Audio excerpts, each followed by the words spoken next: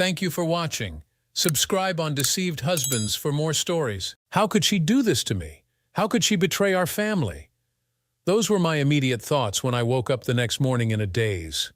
I'm Jake Mitchell, and until last night I thought my wife, Emily Mitchell, was a loyal partner and my true love. Turns out she's loyal, just not to mesh has been cheating on me for about a year now and wants me to accept it. Yeah, that's not happening. I fought to rein in my anger as I replayed what she had said last night. She claimed she loved him but still loved me too. She said she would spend more time with him overnight and I had no say in it. She also mentioned that he's a divorce attorney and she was just helping him. According to her, he would be her attorney if I didn't comply. Oh, I've seen enough courtroom dramas to know that's a massive conflict of interest and would get him disbarred. I smiled, but it quickly vanished. I didn't even know who the guy was, and torturing Emily wouldn't get the information out of her. I briefly entertained the thought of hurting her, but then I thought about our kids. She's their mother. I couldn't do that to her. I reviewed everything again. If I didn't play by her rules, I'd end up paying so she and her lover could live together on my dime. Screw that. I had a friend who went through a divorce, and one night at the bar, he shared how he got through it. He emptied his accounts, opened new ones, and left his cheating ex with nothing to hire a lawyer. She managed to get one to take her case pro bono, but she lost big time. Sure, she got half since this is a no-fault state, but she didn't get any alimony. The big difference was he didn't have kids. I do, so I'd have to pay child support at the very least.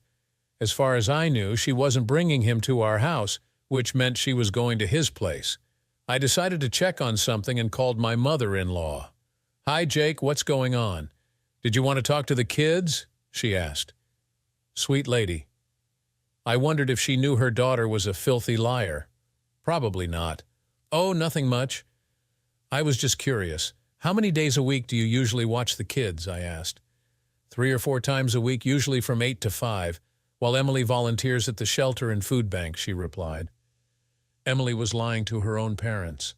Thanks, Mom, I said. Thanks. Just wanted to know so I could surprise her next week. Don't tell her, okay? I added with false cheer. She bought it. Oh, don't worry, hon. My lips are sealed, she chuckled. Thanks, Mom, I said. Talk to you later, bye. Have a great day, she said as I ended the call. I went to look in the mirror. I wasn't that bald yet.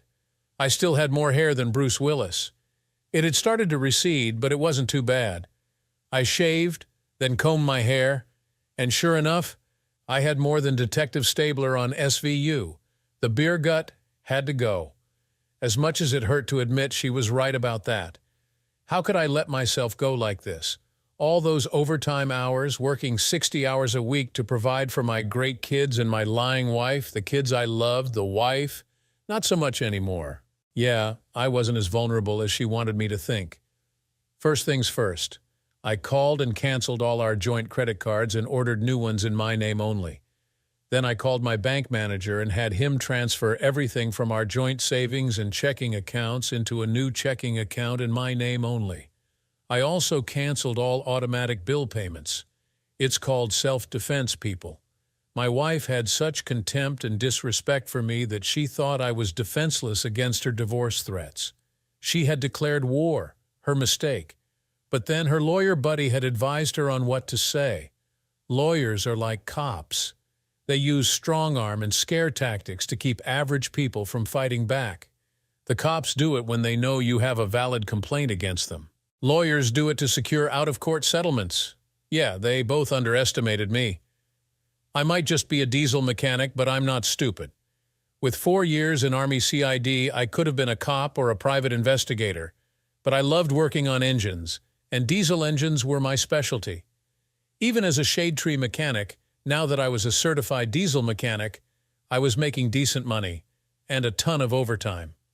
I dressed in sweats and went for a jog to clear my head. Okay, I also did it to actually get some exercise and start shedding this beer gut. After my jog, I called my boss and let him know I needed a couple of weeks off to deal with a family crisis. He was okay with that, and then it was time to fine-tune my plan of action. It was going to be intense, and there would be consequences. I wanted to avoid jail time, of course. Having worked CID, I knew ways to pull it off, but it would still be tricky. It was time to go shopping. I showered, changed into clean clothes, and hit the town.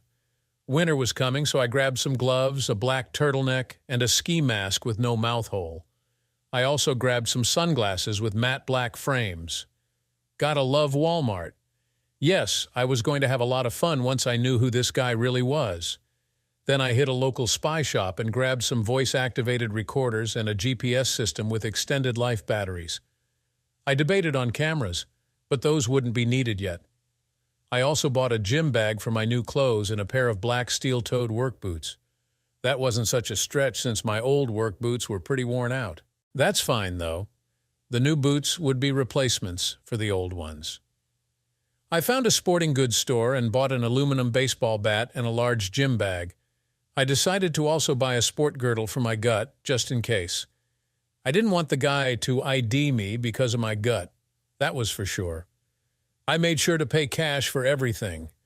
I did not want to leave a paper trail that could be traced back to me.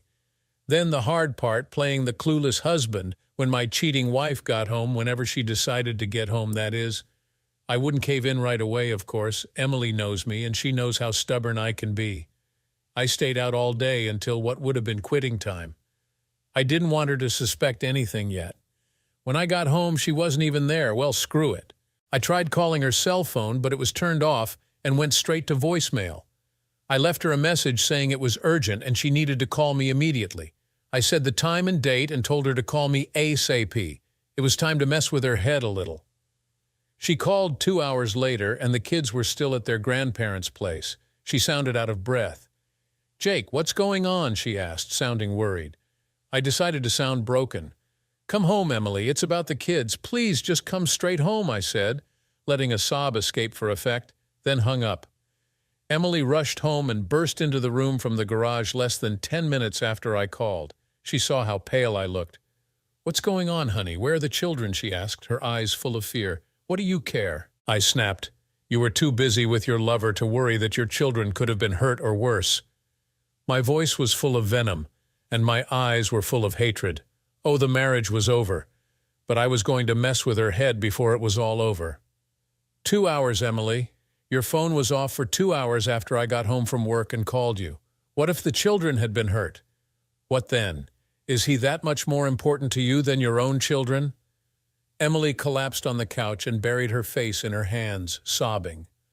What if, instead of the children, it was me who had been hurt? Would you care as much, Emily? I asked in a lower tone of voice. Would you care at all, or just call your parents to keep the kids longer so you could have even more time with your boy toy? She looked up at me, her eyes red from crying but still defiant. "It's not like that, Jake. You know it's not like that," she sobbed. "I can't believe you would do that to me. I can't believe you would use your own children as weapons against me." I slowly shook my head. "I wasn't, Emily. I just wanted to let you know what could have happened. How you would be 2 hours late for something important, and have to explain to everyone why you were late. Would you lie or tell the truth? You said you wanted to keep this secret from our families. How are we supposed to do that when your cell phone is turned off? What if your parents had an emergency and the kids were trying to reach you? What then, Emily?" "I can't believe you would do this to me," she shrieked, her face flushed with rage and just a twinge of guilt. It seemed that guilt was the main source of her anger. "I didn't do this to you, Emily. You did it to yourself when you took up with your little boyfriend." "I miss my wife and the kids miss their mother," I said, still keeping my voice low and even. "They love their grandparents, but they love you more." That caused her to pale a bit. She knew deep down that I was right, but her stubborn pride wouldn't let her admit it. "Since they're fine, I'm going back after I shower," she sneered at me. "Just remember, if you try to divorce me, I'll leave you with nothing." There is a God, I thought, as she wandered back towards our bedroom to shower in the master bath. I acted quickly, grabbing the GPS and one of the voice-activated recorders and heading out to her car. I planted the recorder under her seat and the GPS under the passenger seat. I had the receivers for both on me, so I could know where she went and what she was saying, either on the phone or talking to herself. The signal range was a good 10 miles. She would have to be all the way on the other side of town for me to lose the signal. From the time she called until she showed up, I knew he didn't live that far away. The guy's day of reckoning was coming, and it was coming soon. Once the devices were planted and my receivers were tested, I pocketed the voice receiver and placed the GPS receiver in my truck. I love that old truck. I was sitting inside with my head in my hands as Emily came out dressed to kill. I looked up at her. "Emily, I'm begging you, please don't do this to me. Don't do this to your family." Her expression softened. "I'm sorry you don't understand, honey. I really do love you, but he needs me." She gave me an apologetic smile. "No, Emily, if you were sorry, you wouldn't go. You would still be a faithful wife instead of being with a man who is not your husband." I gave it to her straight. "You have to understand, honey, I have to do this. He needs me," she whined again. "Your family needs you, Emily," I emphasized. "Or do you no longer care about me and our children? The 3 children who were born from our love, remember them? They're the best of both of us, Emily. We made them together." "Honey, I love you and our children, but he needs me right now. I promise that tomorrow I'm all yours." She smiled, as if that would make it all better. Now was the time to play the part I had been psyching myself down for. "Okay, but I don't like this." I shook my head in resignation with a sigh of defeat. The look of triumph that came to her face was quickly replaced by a condescending smile. "Don't worry, honey. I love you and I will always be yours. This is just temporary," she said. "Okay, but like I said, it will be a long time before I'm okay with this, Emily." I shook my head again as she walked towards the garage. She was right. This is just temporary. Temporary until her lover is dealt with. Then let her see how much she likes him when I'm done. As soon as she left, I went and grabbed the aluminum baseball bat, my old hunting knife, and my blowtorch. I grinned as I climbed into the cab of my truck and turned on the GPS and voice receivers. She had the radio on, and I could hear her humming a happy tune along with it. I slipped the torch, knife, and bat into the gym bag as I gave her a 5-minute head start. I saw by the GPS that she was only a few miles away, so I gunned my truck to life and headed over there. I pulled up to the house where she had just parked her car in his garage. She even had a garage door opener for his place. Jesus, she might as well be married to him instead of me. I felt my rage rising again, but took some deep breaths to keep it in check. I wanted nothing more than to bust in there and beat the crap out of him and her too if she got in the way. At least I got his license plate number and jotted it down quickly. I always carry a pen and small notebook with me as an old habit from my time in Army CID. I also jotted down his address. No, this would take some proper planning. I made sure that my gear was squared away. I got in the back of the cab and changed into my recon gear as I came to think of it. I put on the girdle so my gut wasn't showing, pulled on the gloves to get rid of any fingerprints and the sweater over that. I put on the black jeans and pulled the ski mask on over my face. This would just be recon tonight. Tomorrow would be a different matter, however. I then pulled around to the mouth of the alleyway behind the houses. I stopped a few houses down from her lover's place and slipped out quietly. I left the bat inside the cab and went in silently through his alley gate. No problem so far. I kept my eyes open, scanning for any alarm systems. None so far. I went low and ran to the closest window. There was light from inside and it was nearly pitch black outside. That would give me an advantage too. I stopped just below the window and peeked over the sill. What I saw made my blood boil. The guy was sitting there stroking himself, while my wife gave him a little striptease. I was now damn glad that I hadn't brought the bat with me, as I would have busted in the window and then busted his head open. I took several deep breaths to calm myself. I listened intently for any clues as to who he was. "That's it, baby. I love it when you dance for me. You like that, honey? Do you like it when I strip like a little tease for you?" I really had to maintain my self-control now. I was tempted to go back to my truck and get my bat anyway. "I love it." "You are so hot, Emily," he exclaimed, his voice full of pleasure. "So are you, Matt," she giggled. "Matt, huh? Well, Matt, I think very soon you're going to wish you had never even heard of Emily Mitchell." I had heard enough. I left before I did anything stupid. I didn't want Emily there when I finally had it out with her lover. I wouldn't physically harm her, but her boy toy, on the other hand, was fair game. So he had set out to seduce my wife, knowing she was married. He had willfully and knowingly cuckolded me. He had somehow subverted Emily's will. He was dangerous, and I was going to make sure he never did it to anyone else's wife. Once I was back in the cab, I got out of the sweater, black jeans, and ski mask with shades, and the surprisingly comfortable sports girdle. It made my beer gut disappear when I put on my normal blue jeans, shirt, and boots. I started my truck and hauled out of there. Matt. Okay, now I had a first name, and I could look up his last name in the morning. I walked into my house and decided to get my lockpicks from my nightstand. I had kept them since my time in CID, and somehow I knew they would come in handy someday. I called my mom and asked if she would like for the kids to stay overnight, and she said sure. She missed her grandkids, so I promised to bring them by in the morning for her to watch. I then called Emily's folks to let them know that I would pick up the kids later in the morning, and while they loved their grandchildren, they were relieved that I would be picking them up and taking them to my mom's place. I packed a suitcase with some of my clothes and boxers and shoved it in my closet. It was getting close to the end game now. She was going to realize just how much she had lost within the next 72 hours. I got to bed early and awoke early the next morning. After another morning jog and a healthy breakfast, I got on my old laptop and looked up Matt's address and license plate number. Mr. Matthew Roberts was his name. He was indeed a divorce attorney, and he had really lost his wife in an accident several years back. So they weren't lying about that. He had, however, used it to seduce my wife. The scumbag was using his personal tragedy to steal another man's wife, my wife. Typical jerk. The news of his loss actually made me feel even better for what I had planned for him. He was going to know true pain, not the pain of loss that he had suffered before, but the pain that comes with the consequences of stealing another man's wife.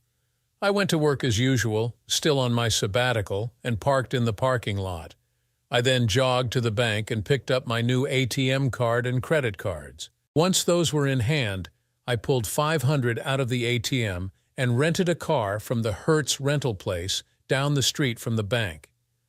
The car I rented was a nondescript sedan, and with my gym bag transferred from the truck to the car, I parked down the street from Matt's house. I then used my cell to call Emily. Surprisingly, she picked up after the first ring. "Jake, what's going on? Aren't you at work?" "Yeah, just on a short break right now," I lied. "I was wondering how long you were going to let the kids stay at your parents' house. Until Monday?" "Why?" she asked.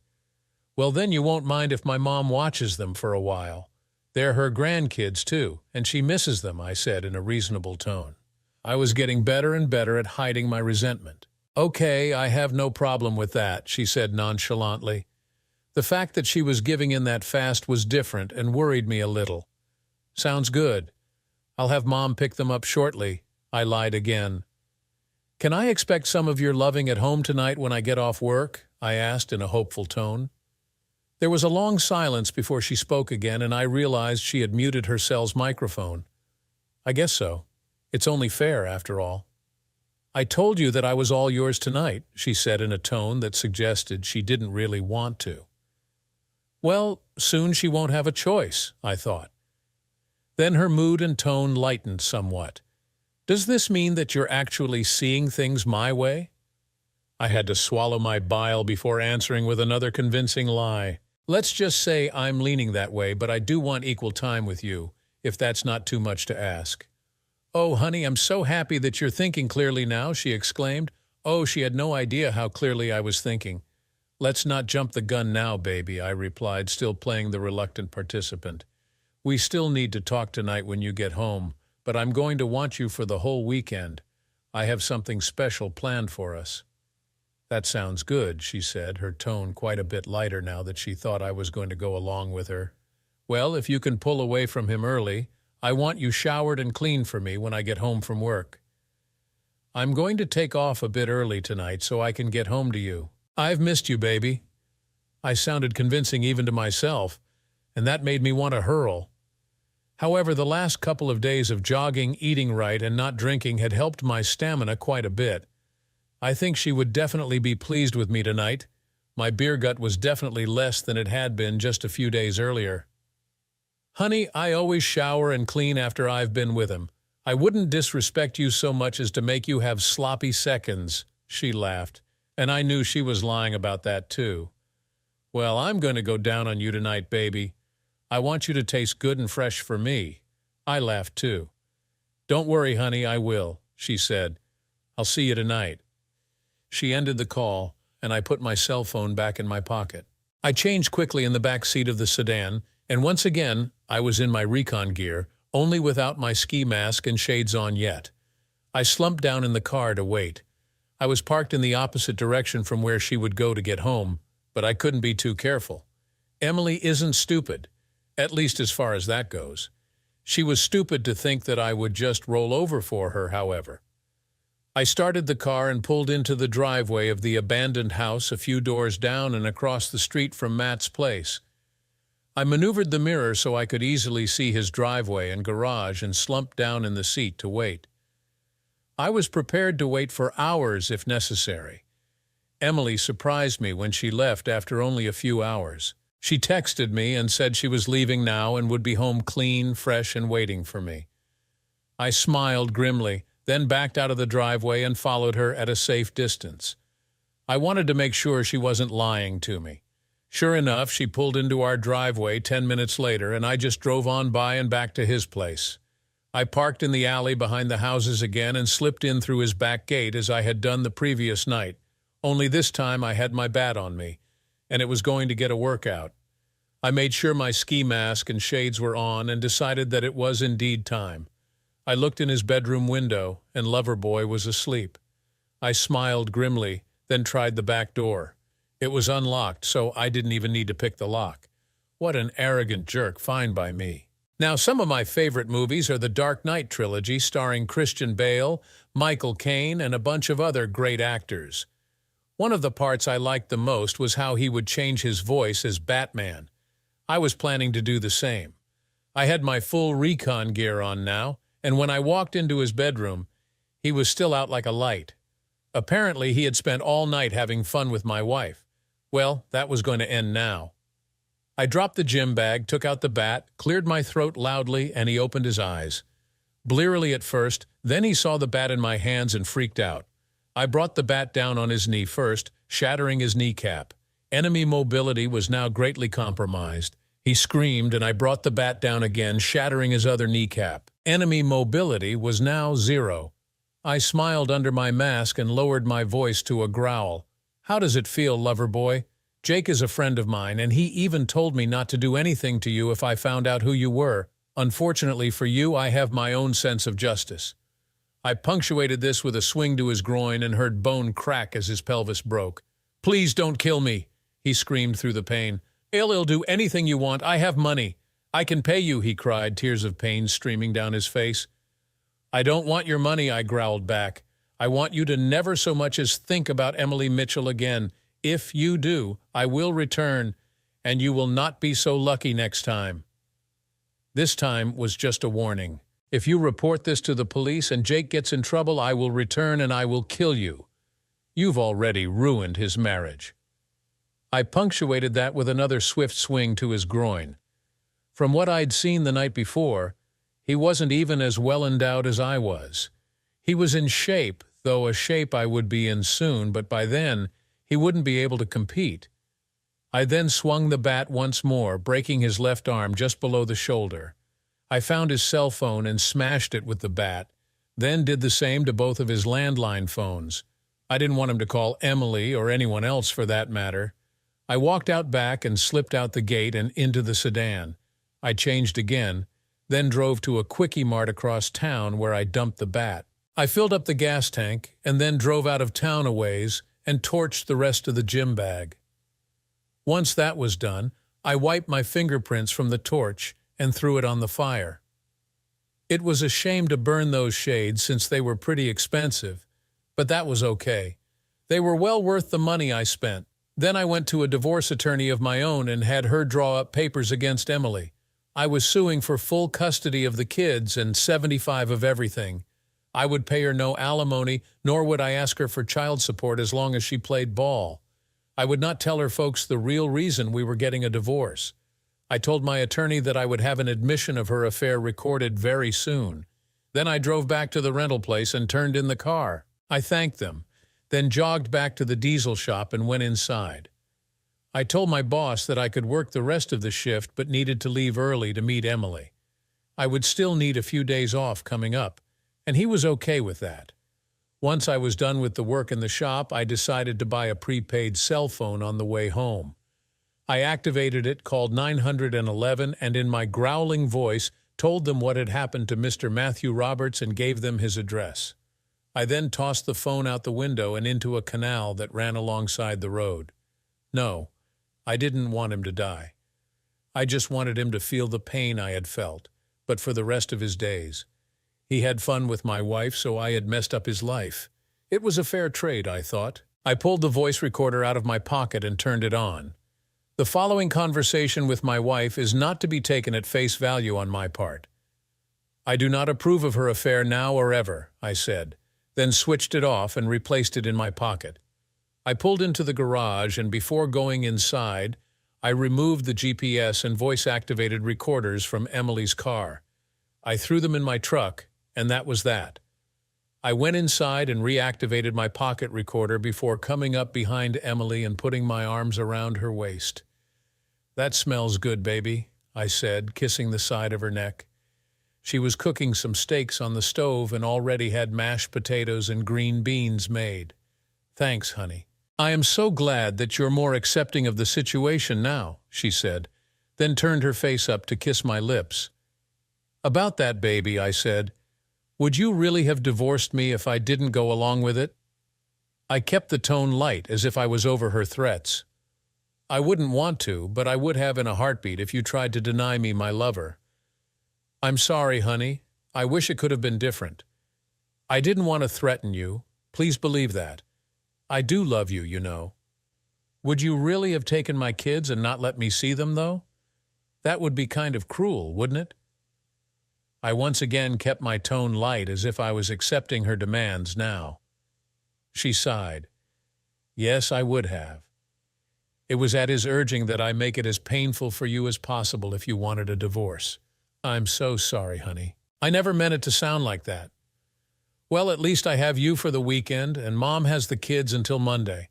I'm taking Monday off if you can find it in your heart to be with me that day, too." "Okay, but Tuesday night I have to meet him again, and I will be with him until Wednesday morning. Then I will be home to take care of our children." "Wow, what a great mother," I thought sarcastically. "Babe, I have to ask one more time.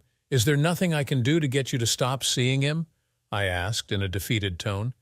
She sighed again and kept her voice soft and condescending. "I'm sorry, honey. I have to see this through. Don't worry, though. I will still make time for you and the kids whenever possible." Oh, hell. This was pure gold for getting her declared an unfit mother. But tonight, she was mine. My lawyer had said that she would have the papers ready by Monday, and I was going to have her served either here or at the hospital if she found out about her lover before then. All I had to do was make the call on Monday morning. Dinner was fantastic. I would miss her cooking. After dinner, I showered and took her in my arms. I made love to her that night with a sense of purpose. I didn't hold back, and she responded in kind. It was something we hadn't done in a very long time. She climaxed repeatedly, thanks to my improved stamina and lack of alcohol. I gave her all I had, and she was left breathless and satisfied. I even marked her with several hickeys on her breasts, neck, and inner thighs, claiming her as mine. It was only after we were done and she went to the bathroom that she screamed in shock at the marks I had left on her. She came storming back into the bedroom where I was lying with a serene smile on my face. "How can I possibly see him now? He doesn't want me marked," she shouted, her face an incredulous mask. "Well, you're my wife, and I want you marked as mine. If he doesn't like it, that's not my problem," I shrugged. "You never said not to, and you sure enjoyed it while I was doing it to you." That actually shut her up. Her face softened as she sat on the bed and took my hand. Jake, that was the best we've ever had and even better than with him. Wow. I knew she wasn't just stroking my ego now. She had climaxed more times in the last few hours than she ever had before. I could tell the difference from when she used to fake it for my benefit. Okay, so I wasn't that good in bed before, but now I had some motivation to make it as good for her as I could make it. It seemed to have worked. Emily, I just pray it's enough to get you to stop seeing him. I love you and want to spend the rest of my life with you. All I ask is that you try to see my point of view here. You've been with this guy for over a year now, and I just want my wife back, I said, my eyes pleading with her. Here it was, endgame. I had become damn good at hiding my emotions, but had sex with her with anger instead of tenderness, hatred instead of love. But damn it, I deserved an award for putting up with her. Oh, honey, I'm still your wife. I love you so much. Just a few more months, and this thing will have run its course. Then I will be all yours again, she smiled happily at me. It wasn't condescending like it had been. She had been prepared before, just in case I decided to divorce her. Now she would get blindsided. Good. The next day she was like the Emily I had married again. She cooked, cleaned the house, and actually initiated intimacy with me that night. I told her that I had taken Saturday off and Monday too, so we could be together more. She was actually having fun with me. I admit I was having fun with her too, but now that I had seen her true colors, I wasn't going to be drawn in again by her facade. That night, I renewed the marks I'd made on her Friday night, and she didn't even protest afterward. It wasn't until Monday that everything hit the fan. I pleaded with her one last time not to go back to him. Instead, she grabbed her cell phone and took it into the living room. I told her that I was going to pick up the kids, and she said that was fine. I went and picked up my boy and 2 girls from Mom's house, and she thanked me for letting them stay with her. On the way home, we stopped at Burger King, and I bought them lunch. They loved it. Sure, it's not McDonald's, but oh well, the food tastes a lot better than Mickey D's. We were just getting ready to leave when my cell phone rang with Emily's ringtone. Hey babe, miss me already? I said with a chuckle into the phone. I took the kids to BK for some lunch, and we're on the way home now. Jake, what is the meaning of this? She screamed. Oh, did I fail to mention that she had been served while I was picking my kids up? Oh, you must have gotten the papers, I said. Sorry, baby, we can talk about it when we get home, okay? We have something to talk about. I ended the call before she could retort and turned my phone off. I pulled into the garage and took the kids inside. They were hanging all over me, and Emily, in spite of the divorce papers, was actually happy to see them. They ran to their mommy and asked her where she had been. She made up the usual lie that she was volunteering a lot, then actually told the truth when she said that we had a special mommy and daddy only weekend. I told them that they should go play in their rooms as mommy and I needed to talk. Once they were out of sight, I took Emily into the basement. Okay, now the kids won't hear us, I said. Emily, I'm going to divorce you. I'm sorry, but I can't take this anymore. I have asked you time and time again not to continue this affair, and now I have your own admission of the affair on tape. I will be sending that tape to my attorney, and she will submit it into evidence. As you could see from the divorce papers, I am suing for full custody, and the fact that you have been neglecting your family will come out at the trial. You also admitted that your lover was more important to you than your children. You will most likely be deemed an unfit mother thanks to your affair with whoever he is. If he's acting as your attorney, I'm pretty sure that he will be disbarred. According to my own attorney, it's a severe breach of ethics for a lawyer to sleep with his or her clients, especially in the case of divorce. She was stunned. Her mouth hung open as she struggled to find the words. But I thought you were okay with it now, she exclaimed incredulously. Emily, I realize now that I never knew you. I also realize now that you never knew me. I did everything I could over the years to make you happy. I bought you this house. I bought you your car. I bought you a lot of your jewelry. I spent more than we could really afford, but I made up for it with the overtime. Everything I did was to make your life and our kids' lives better. I'm sorry now that I couldn't do that and show you all the affection and love that I should have. I really did love you, Emily. Unfortunately, your affair killed that love that I had for you. I never said I was okay with it. You know I gave you one final chance this morning to give him up completely. I begged you to do it. If you had, I wouldn't have had you served this morning. Instead, you called him before I went and picked the kids up. I know you were. I'm sorry for this, Emily. I shook my head ruefully. I was lying through my teeth, of course. I didn't want her to know that I had been plotting this all along. In the divorce decree, I offered you generous visitation with the kids, either under my supervision or Mom's or Grandpa's supervision. The next part would be difficult, but I had to inform Mom and Grandpa of the impending divorce. I called Mom first and let her know that I would be moving out and had filed for divorce from Emily. I explained the entire situation and told her that I had recorded her admission of the affair and how she put her lover before her husband and children. Mom agreed to be my babysitter while I was at work each day. I gathered the children together with Emily and explained to them that Mommy and I wouldn't be living together anymore but would always be there for them. I told them that we would be moving in with Grandma, and they were happy about that. Mom had a few rooms at her house since Dad died, and we would be staying there with her. We got packed up fairly quickly, and I told Emily that she would always be welcome at Mom's house with us as long as she didn't bring her boyfriend with her. She looked utterly defeated. It was 2 days later that she discovered that old Matt was in the hospital. I was back at work when she called. "Hey, Emily, what's up?" I asked. "You son of a bitch," she screamed into my ear. "You nearly killed him." "Whoa there, what are you talking about?" I snapped back. "Yeah, my performance was worth multiple awards." I had confusion down pat. "You know who?" she screamed. "You nearly killed Matt. He's never going to be the same again." She was crying now. "Whoa, whoa, whoa, who's Matt?" I asked. "Emily, you aren't making any sense. You didn't try to kill him?" she asked incredulously. "Kill who?" I asked in an exasperated tone. "I don't know any Matt except for Matt Barnes, and he's standing right next to me right now. Matt Barnes is one of my work and drinking buddies." I had filled him in on what was going on, and he had just grinned evilly when I told him about the lawyer lover boy and what I'd done to him. Matt was now trying mightily not to laugh as he overheard my side of the conversation.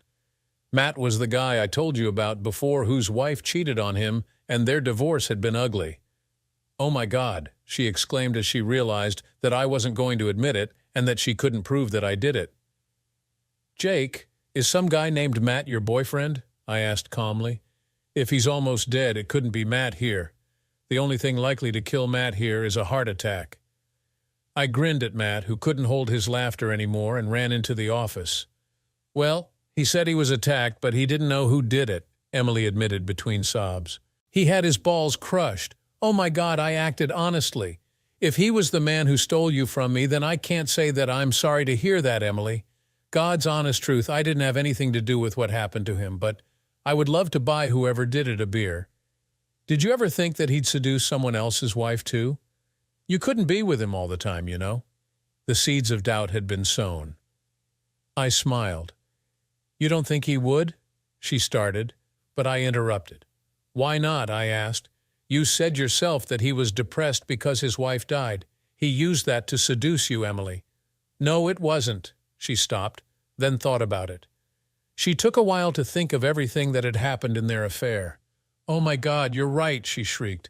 "That jerk." Suddenly the heavenly chorus declared through Emily's voice that I was right. She, who never admitted that I was right, had now done so. "Emily, mark this day on the calendar for me, the day you actually admitted that I was right about something." I laughed out loud. Yeah, she didn't like that. In spite of the fact that she didn't like it, she didn't fight me on the divorce. Mom testified that she could provide babysitting services for my children while I was at work, and the judge took everything into account, including the pattern of behavior over the past year that Emily had been having the affair with Matt Roberts. While she had left the kids with responsible adults, she had done so in order to carry on her affair in secret. The judge didn't quite declare her unfit, but put me as the primary custodian. He declared Emily as secondary, but only on the stipulation that she not bring her lovers around the children. I wasn't thrilled with that, but I was satisfied.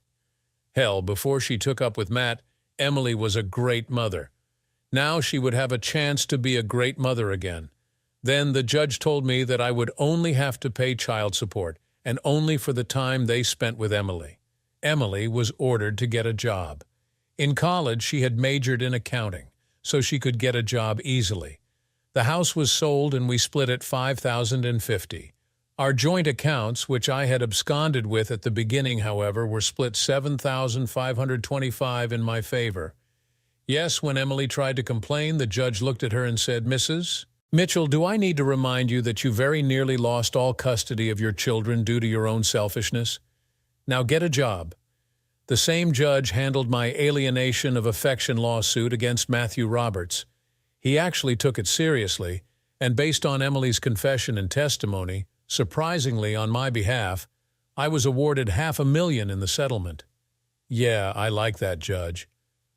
When the final gavel clacked and we were officially divorced and I was $500,000 richer thanks to her efforts, I took Angela, my attorney, out for drinks at the Silver Spur. I had continued to exercise and eat right and had cut out almost all alcohol, but on this night I wanted to at least have a beer or two. My pony keg beer gut was back down to six-pack abs. Yeah, I had gotten back in shape during the whole mess. I knew I would have to be there for my kids and I would be back on the market. I just hoped and prayed that I could find someone who wasn't as shallow and selfish as Emily. Angela Johnson is a gorgeous woman. Her dark chocolate skin looked delicious. It had been almost 7 months since I had last been with Emily, just before blindsiding her with the divorce papers. During that time, Angie and I had grown pretty close. We were more than just attorney and client, we had become friends. So as friends, we went to the bar for a couple of beers. "So what are your plans now, Jake?" Angie asked while we were swigging our beers. "Get back to work and raise my kids as well as possible." "I found a smaller house with only 1 story and 4 bedrooms. It's a lot cheaper than that monster Emily made me buy about 3 years ago." I shrugged. "Are you all moved in yet?" she asked. "Yeah, moved in a couple of weeks ago and closed on the house. It's closer to work and the kids love it," I smiled. "What about you? You took on my case knowing I might lose a lot, but you took it anyway." "Thanks for that," I clinked bottles with her. "Well, I've been divorced for about 4 years now, since my ex got caught cheating on me." She must have seen the look of surprise on my face. "Hun, why do you think I took your case with such a hefty discount? I don't like cheaters." I chuckled. "Good, because neither do I." I gave her my best smile. "Since we're paid up, do you mind if I fire you as a client?" she asked with a smile. Her question took me aback. "Why?" I asked. "Because I don't date clients." She shrugged with her smile growing. I smiled back. "Well, then consider me fired. Would you like to go to dinner?" "No, I want you to come to my place so I can cook you something," she said. "We've been dating now for 6 months, and I've never been happier." For a high-powered divorce attorney, Angie is not high maintenance, especially compared to Emily. She loves me, loves my kids, and dotes on the children. Even though Emily is still their mom, they call Angie Mommy too, which we find adorable. Angie has moved in with us, and Emily joins us for dinner some nights when she takes the kids for the weekend. Angie and I fall into bed together and have fun with each other silly. It's a great life so far. As far as the jerk goes, he never recovered from what I did to him. He was left penniless and alone after all of his wife's insurance money went to paying his medical bills, court fees, and my alienation of affection lawsuit. Good. To hell with him. Emily seems to be doing much better now since her hormones were really out of whack, at least according to her doctor. She's been taking supplements and seems to be on much more of an even keel now. She has a steady job at an accounting firm in our town and is making some decent money. I've been promoted to supervisor of the diesel shop and make as much now for 40 hours as I used to for 60. I now have plenty of time to spend with my kids and with the new woman in my life. Emily will have to live with what she's done, and that's good enough for me. She blames herself for everything now, and I'm not even going to try to console her. She doesn't even date since she says she's still in love with me, but whatever. She'll have those regrets for the rest of her life, and part of me hopes she chokes on them. Am I still a little bitter? Yeah, I have to admit that I am. Luckily, Angie is here to help take my mind off the crap my ex put me through. Yeah, life is pretty damn good now. Thanks for watching this gripping story of betrayal and unexpected justice. What do you think about how Jake handled the situation? Would you have done the same or taken a different approach? Let us know in the comments below. Don't forget to like, share, and subscribe for more real-life drama stories. See you in the next video.